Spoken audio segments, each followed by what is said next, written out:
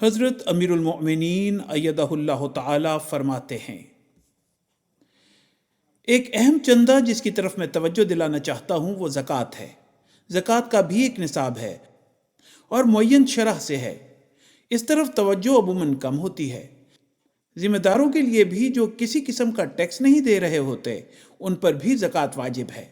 اسی طرح جنہوں نے جانور وغیرہ بھیڑ بکریاں گائے وغیرہ پالی ہوتی ہیں ان پر بھی ایک معین تعداد سے زائد ہونے پر یا ایک معین تعداد ہونے تک پر زکوٰۃ ہے۔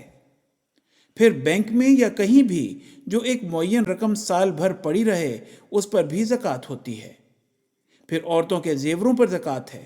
اب ہر عورت کے پاس کچھ نہ کچھ زیور ضرور ہوتا ہے، اور بعض عورتیں بلکہ اکثر عورتیں جو خانہ دار خاتون ہیں جن کی کوئی کمائی نہیں ہوتی وہ لازمی چندہ جات تو نہیں دیتی، دوسری تحریکات میں حصہ لے لیتی ہیں۔ اس طرف بھی عورتوں کو خاص طور پر توجہ دینی چاہیے اور زکوٰۃ ادا کیا کریں۔ بعض جگہ یہ بھی ہے کہ کسی غریب کو پہننے کے لیے زیور دے دیا جائے تو اس پر زکوٰۃ نہیں ہوتی، لیکن آج کل اتنی ہمت کم لوگ کرتے ہیں کسی کو دیں کہ پتہ نہیں اس کا کیا حشر ہو۔ اس لیے چاہیے کہ جو بھی زیور ہے چاہے خود مستقل پہنتے ہیں یا عارضی طور پر کسی غریب کو پہننے کے لیے دیتے ہیں، احتیاط کا تقاضا یہی ہے کہ اس پر زکوٰۃ ادا کر دیا کریں۔